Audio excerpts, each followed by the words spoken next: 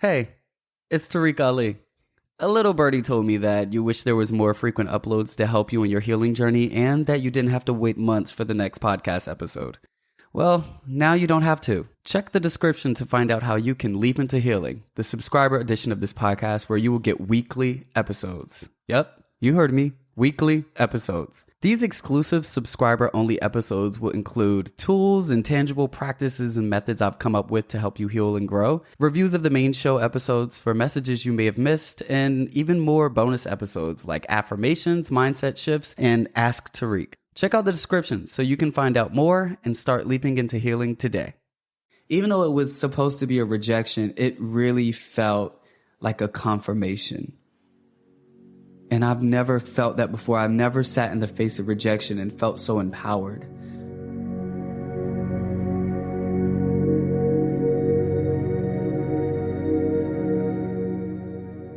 Good morning, beautiful people. It is your boy Tarek Ali, and welcome back to That Conversation, a podcast where we have the hard conversations that help us grow. I'm really excited about today's episode. I feel like we're in the season where a lot of people are trying new things. A lot of people are trying new careers. They're trying new hobbies. They're trying new people, new friends. I just feel like a lot of shifting is going on, especially after the years of the pandemic and just so much changing. I feel like people have gotten to the point where they're like, it's either now or never, right? And I've just seen a lot of people starting new businesses, starting new ventures, changing themselves, starting therapy. And usually when you start new things, it comes with a lot of no's. These no's are so important. And that's something that we talk about in this episode, but a lot of people internalize those no's. A lot of people see a closed door and think that, wow, they don't want me in there. When really that door is closed because there's another one down the line. But in the moment when we hear that no and we have that door slammed in our face, just like any other human, you would feel horrible. You'll feel rejected. You internalize it and think you're not good enough. You'll think your work is not good enough. So in this episode, I talk about those closed doors and I talk about those no's that you get in your journey, at the beginning of your journey, in the middle of your journey. At every point of your journey, you will have no's. And in this episode, I'm giving you the tools so that you don't have to internalize that to think that you don't deserve a yes. And also so that you can understand that time is not against you and time is not something that you need to master. Time is something that you work with, and time is something that's helping you that you don't even realize. In this episode, I'm really just giving you a way to hear no's differently. And I'm doing that by sharing my experience of hearing so many no's in my journey now in present life, and when I received the most no's in my life and I thought that it was the end for me. It was when I was poor and I had no money and I wanted to go to college. I had a 4.3 GPA and I could not get a scholarship to save my life. But of course, it ends on a lighter note. I'm going to let you hear the story for yourself. But this episode I'm really excited about because it's going to help a lot of different people hear no differently. You're going to start hearing those no's as yeses. And every time you hear a no, you're going to get excited now. So I'm going to let you listen to the episode for yourself. And then let me know what you think. Rate and review this episode. Comment. Please leave a review. Let me know exactly what you thought about this episode, what it did for you. Share it on Instagram. Share it on Twitter. This podcast is new, so I'm just trying to get it out there. So I appreciate all the love and all of the support. I also want you to know that right now we are just audio, but I am already getting the set together. I want to get into visuals very soon so that we can have this space. You can listen to me in your car, or you can watch me on YouTube and talk, or you could do both. So yeah. I thank you guys. I love you. And let's have that conversation. So I just came from the park, right? I went to the park to do some work because, I sometimes just can't do work in the house. I don't know. I'm just always here. So I get kind of tired of the walls, but that's not what I'm here to talk about. Some of you guys know that I started writing, screenwriting, like a year and a half ago.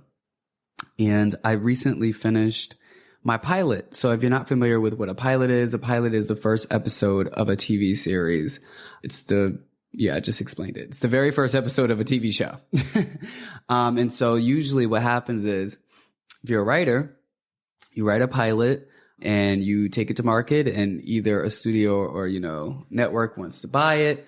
They buy the show. They order the show to have a full season, whatever. So the pilot is usually what you sell. You know, they read the pilot, they get an idea of the series, the season, the characters, just what this show is about.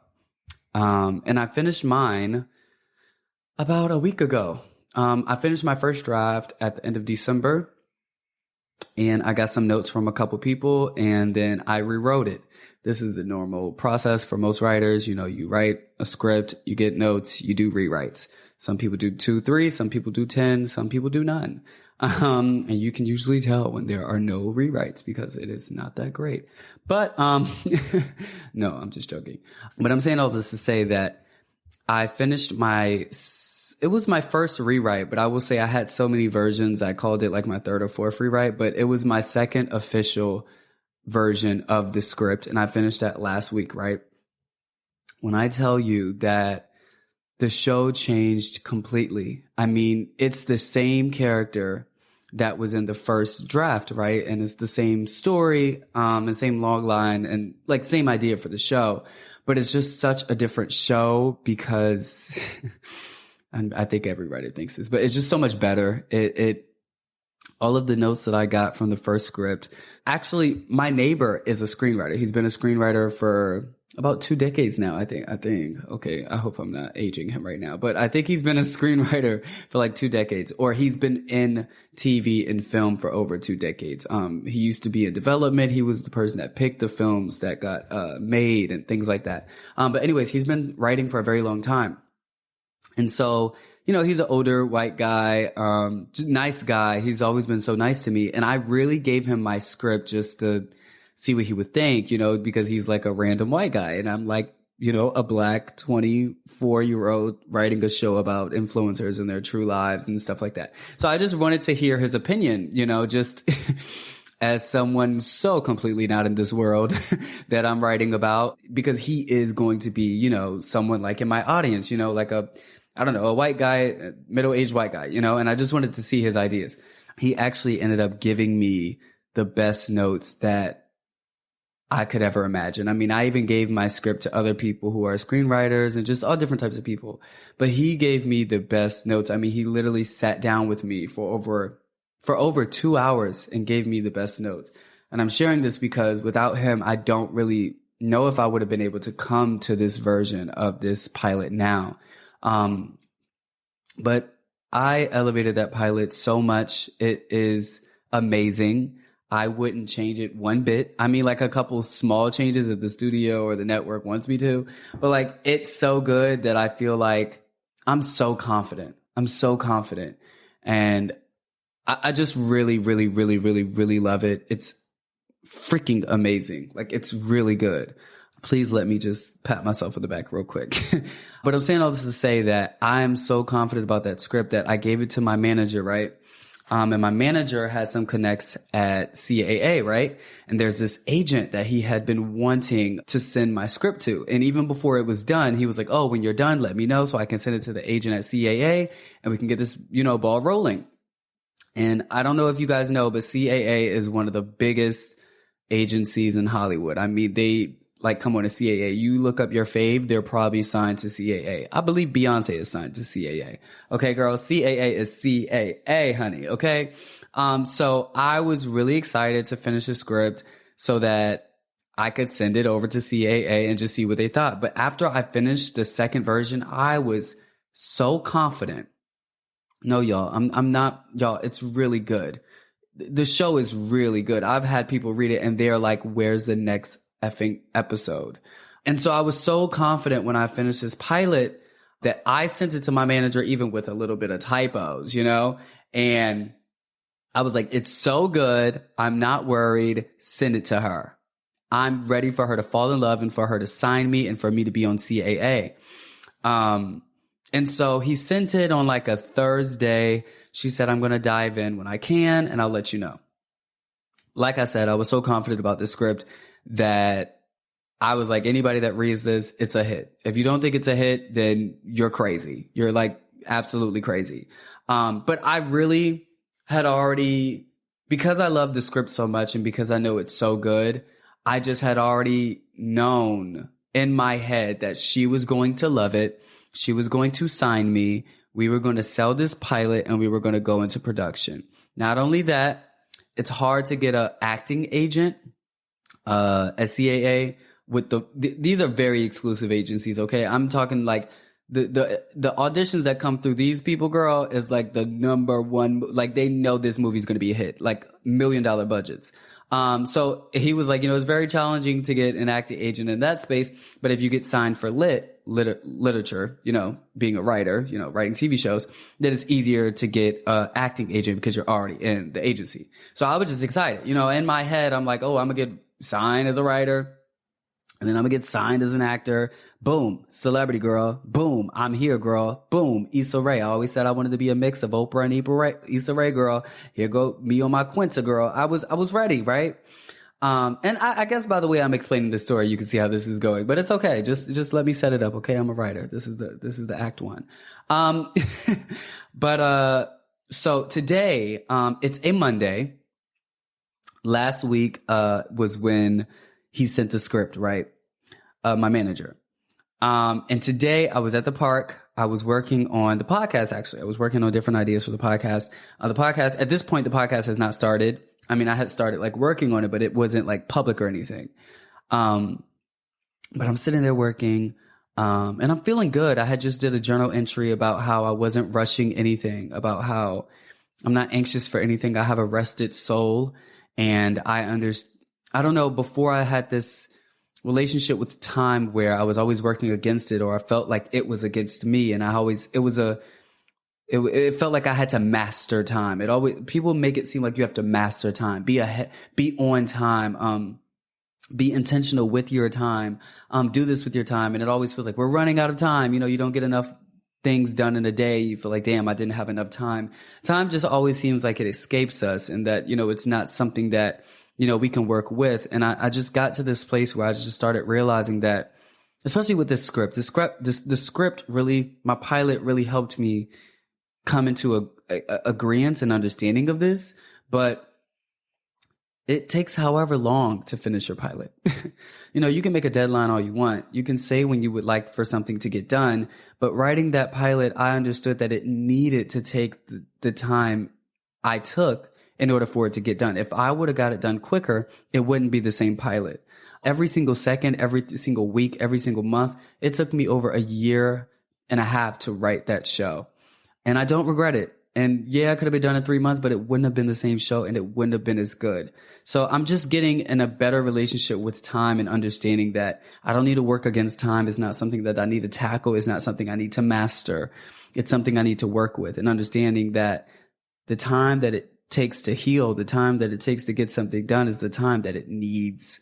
Okay. And if you need 3 glasses of water to survive, you take those 3 glasses of water, girl. Don't try to take 2 and conserve 1 for next week. No, you need 3. And so I know I'm going on a tangent, but I just feel so deeply about the idea of time and understanding that what you need will come when you need it. I mean, what you have is what you need right now. And so I was sitting there, and I got a message from my manager, and he was like, hey, just got word from insert agent name. And I don't have the best news. And it was a sad face. It's so funny because that's all the message said. And even with his sad face, the emoji, I smiled.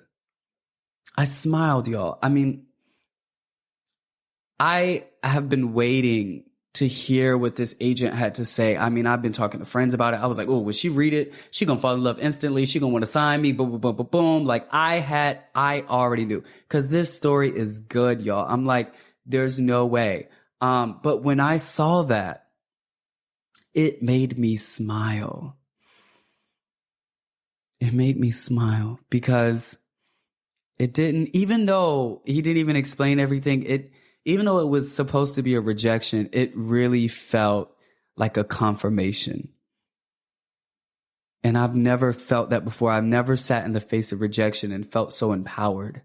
But it just made me even happier in that moment because I knew that I am in an amazing place to sit in the face of rejection and to feel empowered, because I understand that this show is still amazing.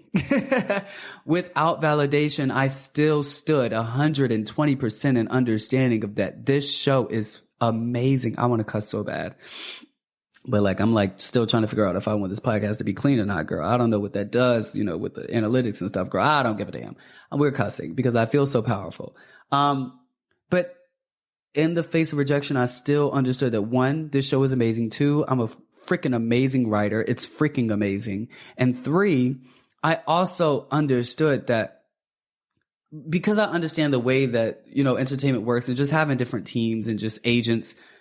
Yeah, it'd be nice if she signed me, right? But what if she signed me and she wasn't in love with the story? And let me read what she said. I'm going to read what she said. And this was after the feeling. This was after I called my manager and we talked about it. But this is what she said in the email. Hi, my manager's name. Hope you had a great weekend. Looked at the pilot, and while it features interesting story and protagonists, both of which I haven't seen before, I'm unfortunately going to pass on pursuing Tarek. Ultimately, I didn't love the story enough to jump in. And one, that made me happy because she could easily, if you understand this business, could easily see the opportunity here or just see me as an opportunity, understand that my writing is good, this show is good, whatever, and sign me, right? But my script would sit on her goddamn desk.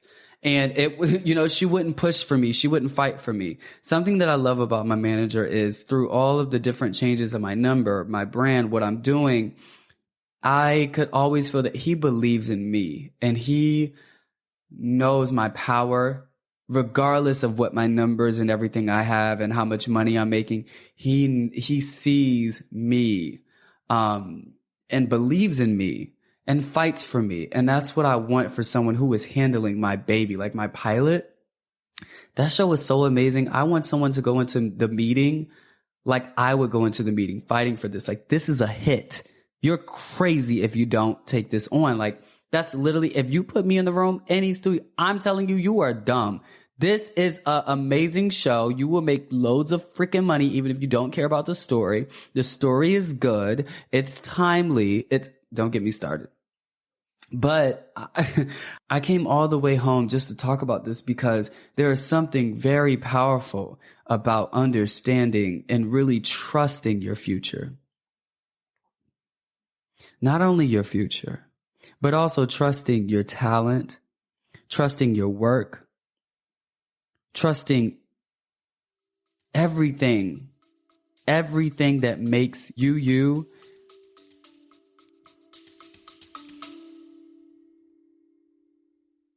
Hey, it's me again. I know you're enjoying the show, but I want to keep it ad-free the way it's been. That's the way it should be. And when you subscribe to this show, you're not only supporting your own healing journey, but you're helping us produce this show so that we can continue healing millions. Check out the description so you can find out how you can leap into healing and subscribe to the show today.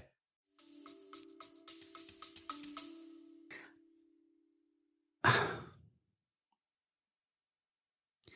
don't know, when you truly just yoke up with God and Jesus or the universe, whatever you believe in, and you understand that I will have what's in my head. That's not just imagination. That's a vision. That's the future. This will become reality. This fruit will blossom. This fruit will be in my hand. And I truly believe that when I tell you I see this show getting picked up and being made, that when she said no to it, it made me happy because that opened up so many more opportunities for me. I don't know. It seemed like whatever answer I got, I still saw opportunities. And that's because I believed in myself. No matter if I saw a no or a yes, I knew that there was still a comma. This wasn't a period. This wasn't the end of the book. This wasn't the last page. I knew if I saw a yes, opportunities. Okay, I get signed, then boom, I get an acting agent. Then my show goes to the market, boom. And then if I get a no, I already have other connections. I already know who else I'm sending it to. I'm going to send it to these other people. I'm going to push forward here. My manager's going to do this. There's still so many opportunities even when you get a no. And I think You only really can see that is when you believe in yourself and your work and your future, and you trust God or the universe or whatever you believe is working with you to get you to where you need to go. Because me in a different space and a different mindset, I would have saw that note as my writing isn't good enough. I would have gone and sat down and worked on that script a little bit more and changed it around and did so many things to it, because that would be me changing my work for her to like it.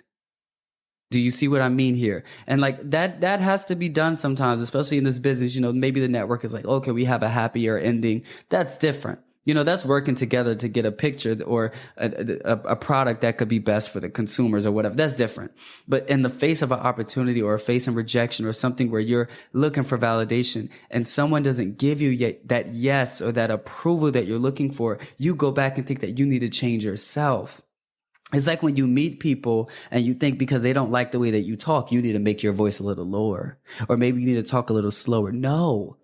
That person is just not meant to hear your voice every day, girl. There are other people that will not mind. There are other people that will love your voice. And it's just about being secure. And I think that's a good indicator to know that you are secure.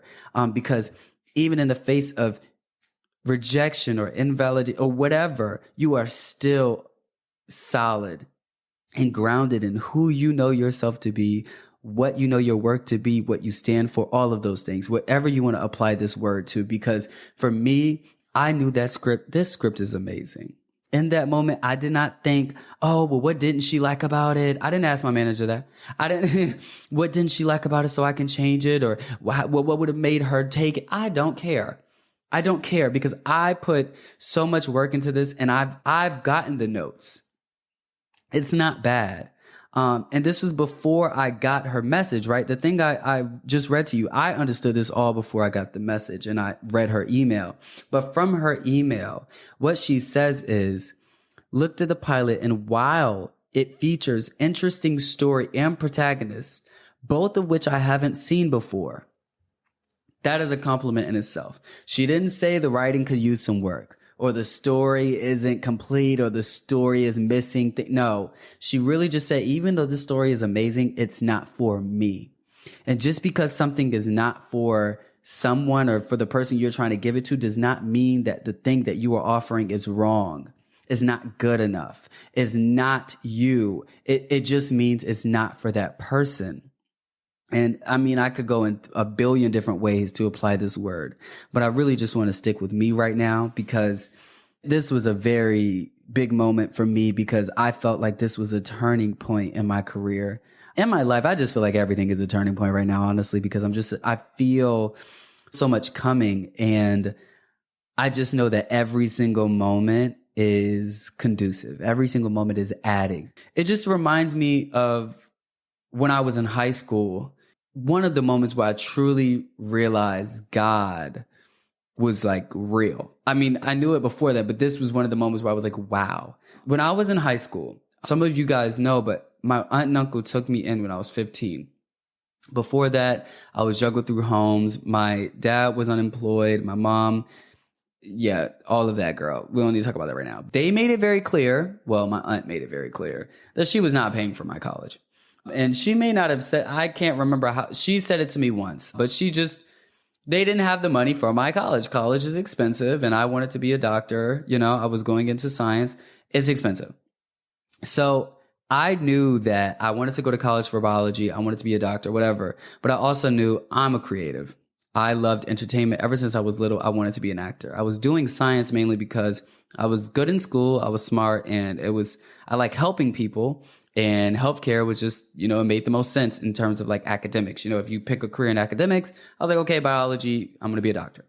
So in my senior year of high school, I was applying to 1 million scholarships. This is honestly my first viral video online. Well, on YouTube. I did Vines before that, but my first viral video on YouTube was my video, how to get scholarships, because I got so many scholarships. I would sit down every single day after school. I would get home from high school at like 1 or 2 p.m. and I would sit down in my dining room from 2 p.m. to 9 p.m. every day looking for scholarships and applying to a different scholarship every other day.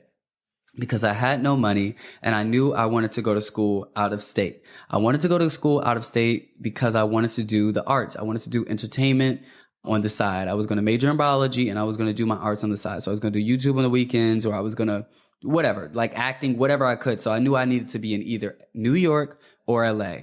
Atlanta was my third because I was like, Atlanta's coming up in terms of the arts.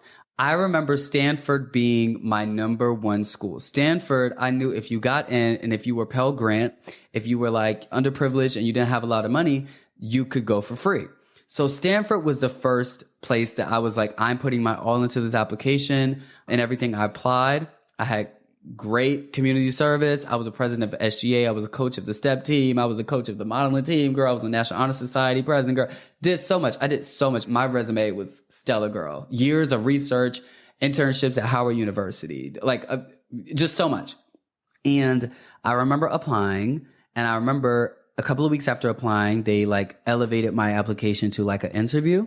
And so I got an alumni interview, right? And I went to the interview. The alumnus loved me and said, I've done so many interviews, but you were actually one of my favorite.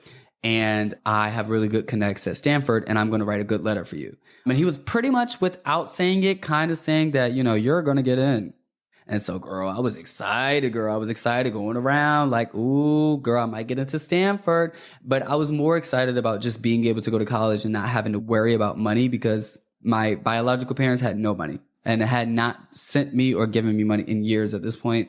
So I was broke. I have no money for college. So I was just really excited about that. And I remember getting the rejection from Stanford and just being crushed. And just thinking, wow, I'm not going to be able to go to college because I can't afford it. Not because I'm not smart enough, but because I cannot afford it. And I didn't give up. I was like, okay, I'm just going to keep applying to scholarships, and I'm going to apply to these other schools, and I'm just going to keep applying to scholarships. My next one was Gates Millennium. Some of you are familiar with Gates Millennium.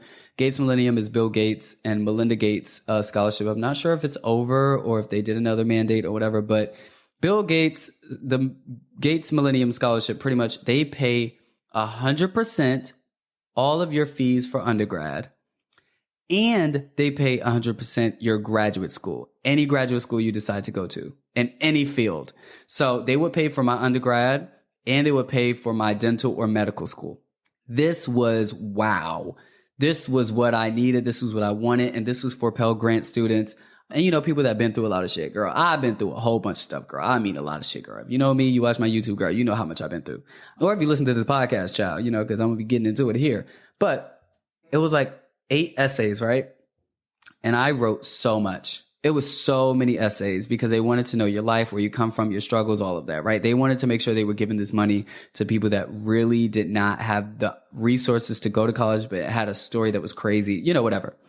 I put my all into those essays. I even got someone who used to be on the board of Gates Millennium for 10 years to review my essays before I submitted it. He said these are some of the best stories and essays I've ever read. And he proofread them, all of that, right? I sent it in.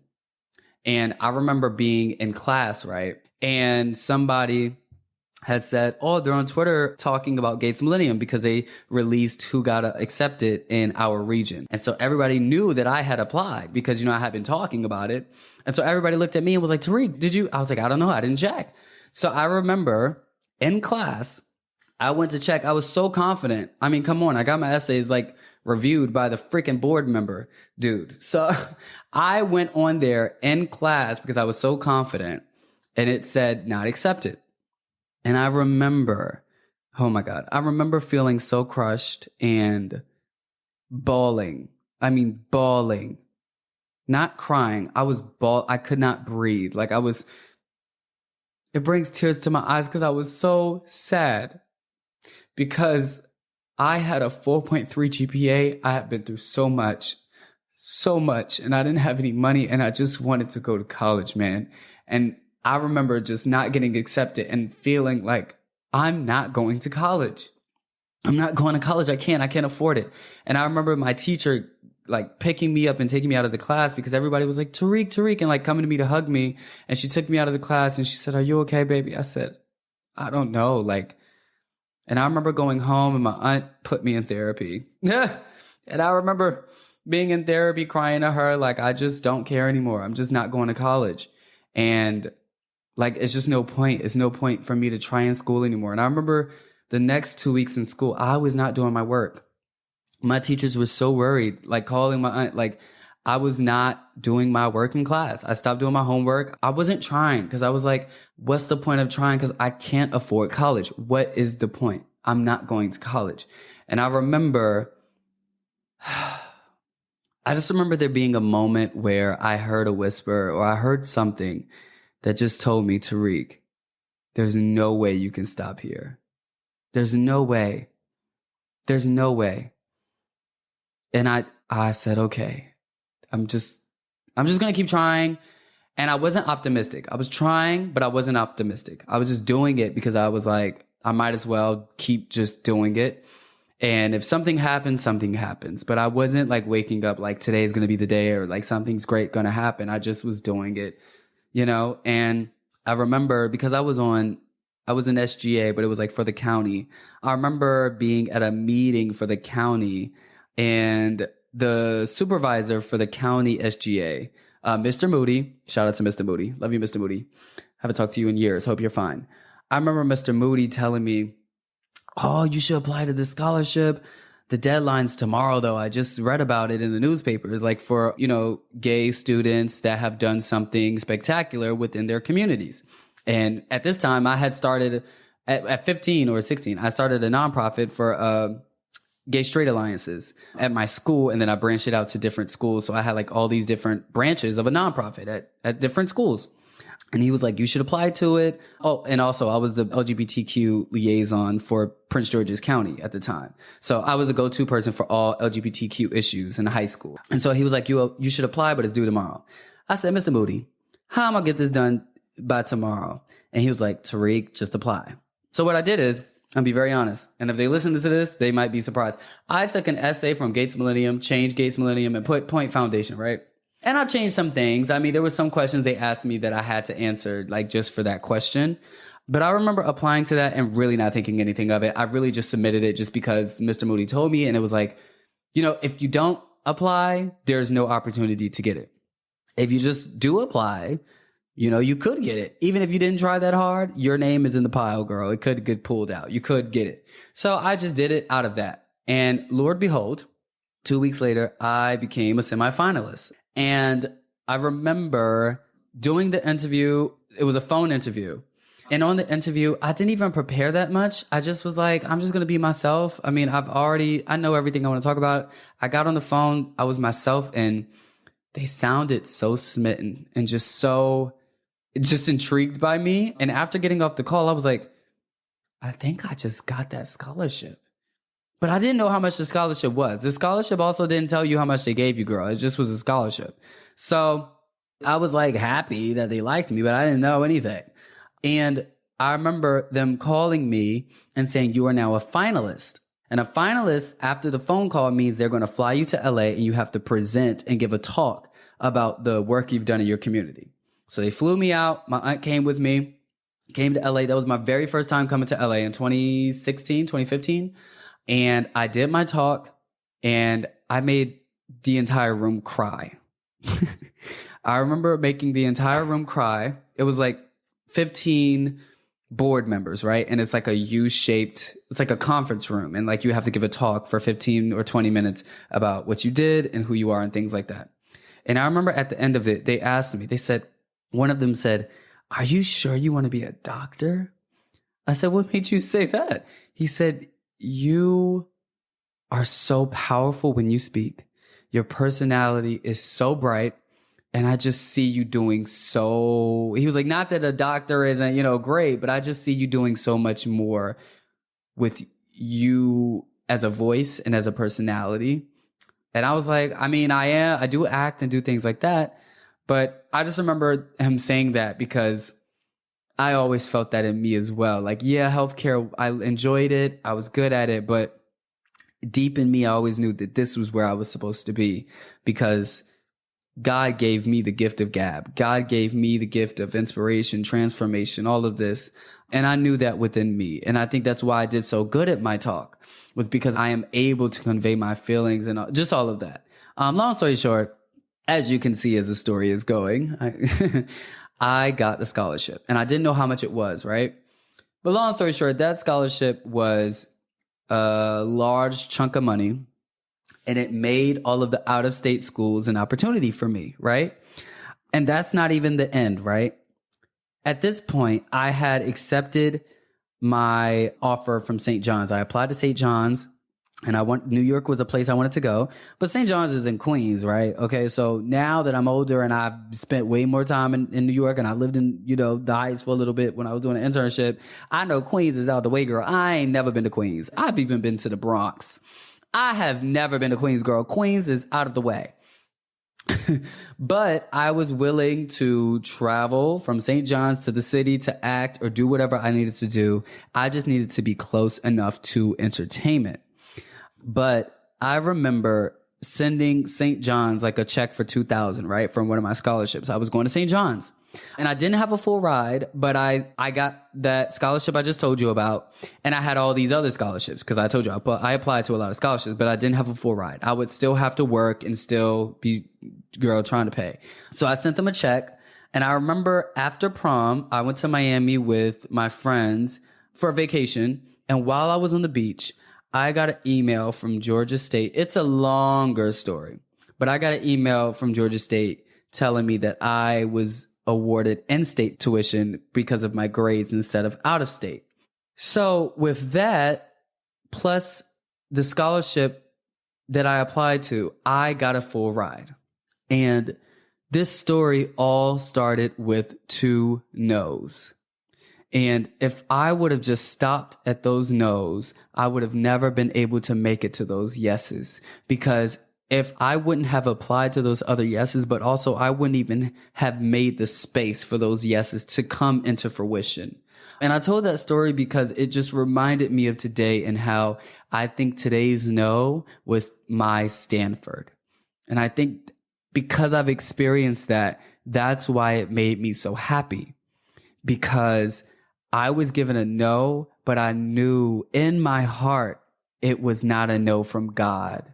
It was a no from this place and from this person. And I wasn't meant to be at Stanford. Oh, I'm so happy I didn't go to Stanford, girl. But in the moment, sometimes it feels like it needs to be this in order for this to come true. It needs to be a yes here in order for my dreams to come true. It needs to be a yes from this person in order for me to be in love, or in order for me to have a husband or to have a wife. We always feel like in the face of that thing we're really wanting, if it's not this, it's nothing. But sometimes you need to step on top of a couple no's to reach your yes. And today I felt like I got my first no, and that gave me some elevation to reach closer to my yes. And that is why I smile. Hey, it's Tarek Ali.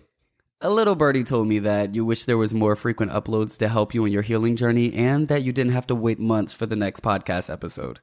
Well, now you don't have to. Check the description to find out how you can leap into healing, the subscriber edition of this podcast where you will get weekly episodes. Yep, you heard me. Weekly episodes. These exclusive subscriber-only episodes will include tools and tangible practices and methods I've come up with to help you heal and grow, reviews of the main show episodes for messages you may have missed, and even more bonus episodes like affirmations, mindset shifts, and Ask Tarek. Check out the description so you can find out more and start leaping into healing today.